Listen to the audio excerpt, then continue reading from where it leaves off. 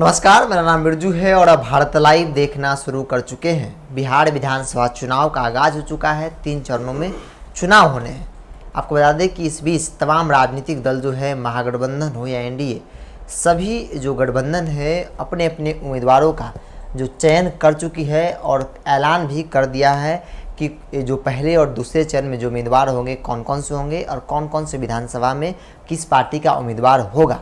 ये सारी चीज़ें स्पष्ट हो चुकी है। इस बीच चुनाव आयोग का एक गाइडलाइन आया था कि जो स्टार प्रचारकों की जो संख्या है, जो पार्टी की तरफ से जो नेता जाकर क्षेत्र में प्रचार करेंगे, उसकी जो संख्या है वो घटा दी गई थी। आपको बता दें कि राष्ट्रीय स्तर की जो पार्टियां हैं वो उसकी जो संख्या थी वो पहले 40 थी, जिसको घटाकर 30 कर दिया गया। यानी कि 30 ही लोग राष्ट्रीय पार्टी जो है, जैसे बीजेपी, कांग्रेस हो, 30 ही लोग जो हैं, जो 30 नेता जो हैं वही अलग अलग विधानसभा में जाकर प्रचार करेंगे पार्टी के लिए। और वही दूसरी तरफ क्षेत्रीय दलों की बात की जाए तो क्षेत्रीय दलों की जो संख्या थी वो 25 थी, जिसको घटाकर 20 कर दिया गया है।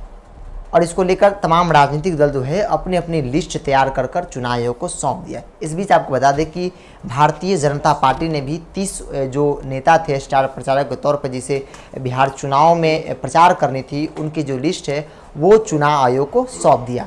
इस बीच आपको जो खबरें हम बताने जा रहे हैं उसमें जो लिस्ट गया है बीजेपी की तरफ से, उनमें दो नेताओं को, दो बड़े नेता हैं बीजेपी के, उन दोनों नेताओं को जगह लिस्ट में नहीं मिला है। एक नाम है सारण से सांसद राजीव प्रताप रूढ़ी, तो दूसरा सैयद शहनवाज हुसैन। ये 2 बड़े चेहरे हैं बीजेपी के लिए।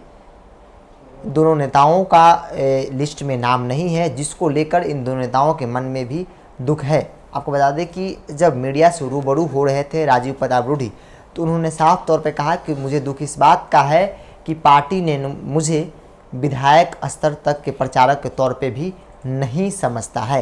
यानी कि कहीं ना कहीं उनका जो कद है वो पार्टी के सामने वो कहीं ना कहीं पहले की अपेक्षा वो कम हो गई है। हालांकि ये पहली बार नहीं है, पहले भी इनको जब 14 में सांसद बने थे तो उस वक्त मंत्रालय मिली थी जो कि छीन लिया गया।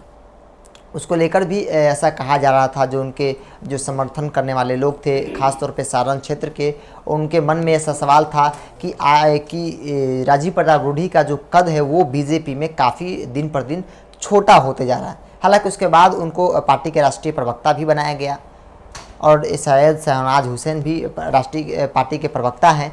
लेकिन सैयद शहनवाज हुसैन की बात की जाए तो 2014 में उन्हें चुनाव लड़ने का मौका मिला था, लेकिन उसके बाद नहीं उनको चुनाव लड़ाया गया और नहीं बिहार चुनाव में प्रचारक के तौर पे इस्तेमाल किया गया। न लिस्ट में नाम है, बहुत सारे नाम हैं, इसमें 30 नाम हैं।